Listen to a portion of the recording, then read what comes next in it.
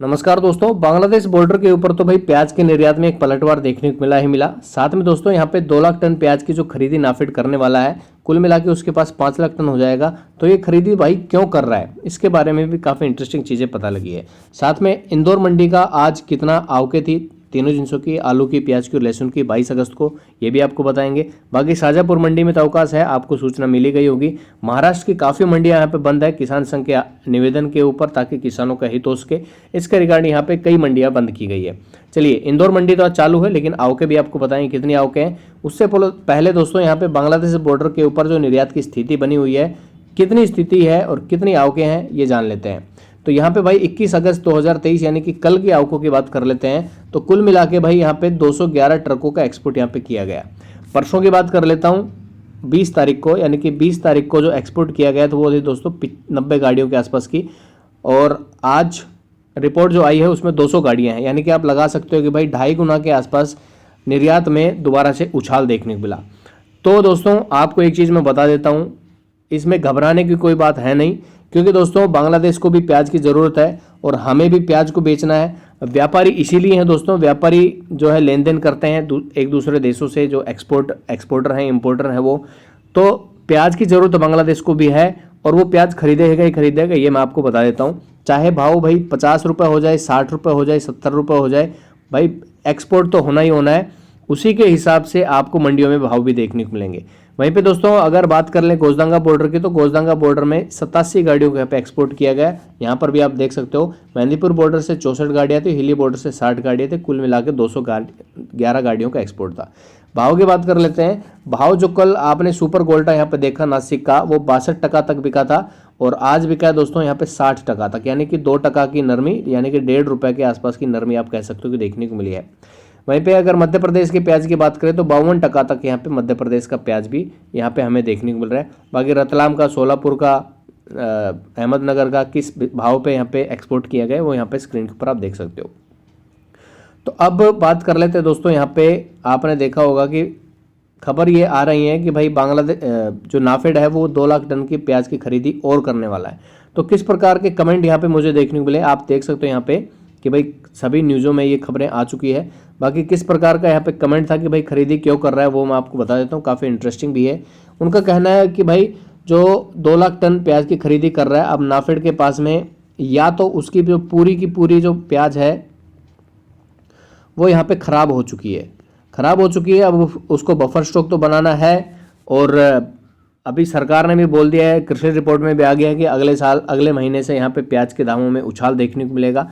तो पूरी प्याज तो खराब हो गई है, अब वो खरीदी करके 2 लाख टन प्याज की खरीदी कर लेगा। यहाँ पे उसने हाउला मचा दिया कि भाई जो 40% जो है, हाउला नहीं मचाया, एक्चुअल में ही किया है, 40% जो एक्सपोर्ट के ऊपर उसने कर लगाया है, जिसकी वजह से मंडियों में भाव कम हो जाएंगे।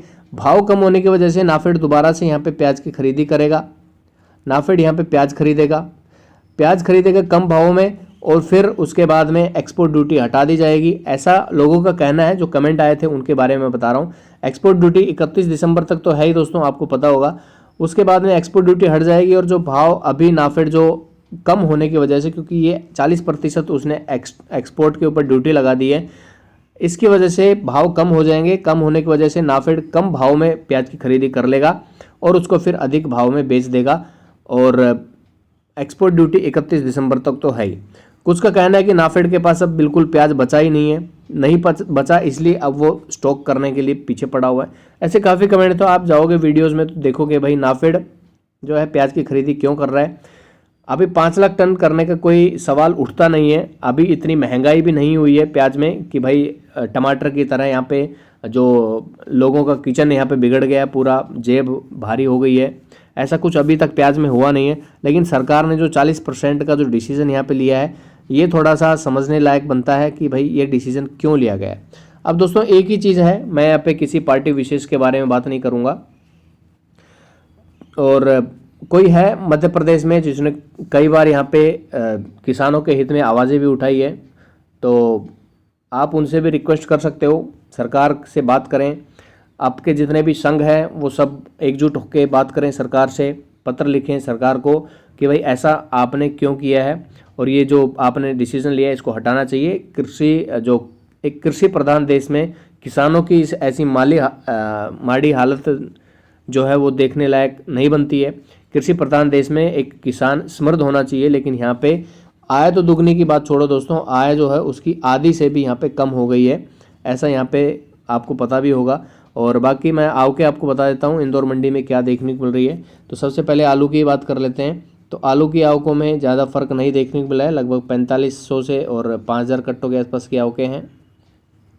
वहीं पे लहसुन की आवकों की बात करें दोस्तों, तो लहसुन में भी ज़्यादा चेंज नहीं देखने को मिला है। वहीं पे 5000 से लेके और 5500 कट्टों के आसपास की आवकें लहसुन में देखने को मिली है।